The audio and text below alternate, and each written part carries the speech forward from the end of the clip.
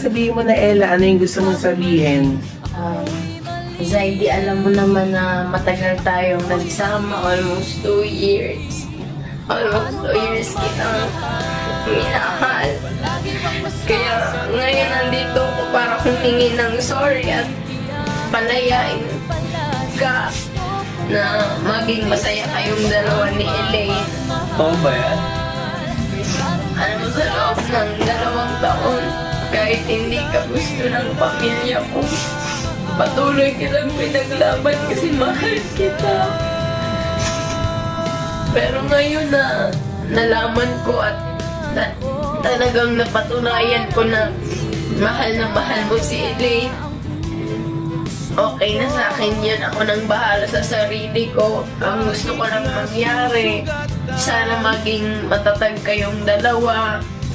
At ikaw naman, Elaine, mahalin mo si Zaidi kaya ng pagmamahal ko sa kanya. Kasi minahal ko yan ng sobra eh. Inalagaan ko yan. Kaya napakaswerte mo. Kaya sana maging matatag kayong dalawa.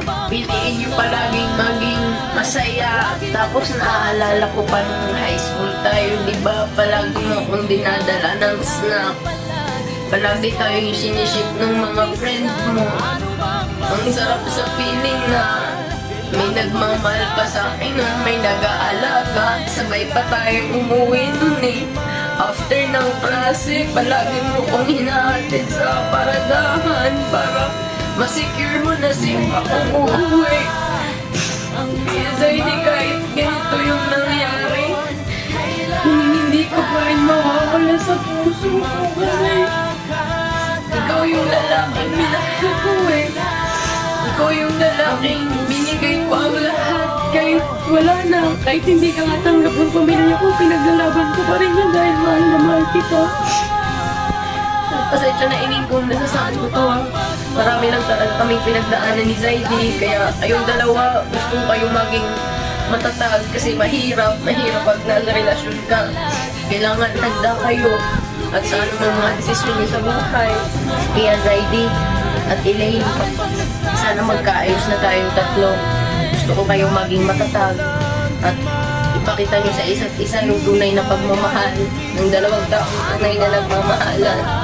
Hayaan niyo hindi na ako sa inyo magkukulo.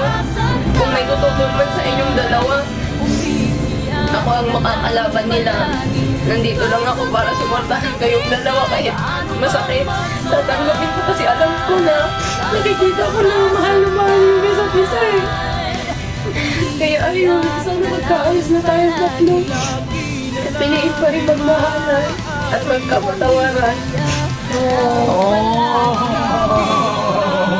Wala, happy na! Wala, masaya ka, Ella, para sa kanila. Oh, grabe! O ano, Elaine, happy ka na? O bakit?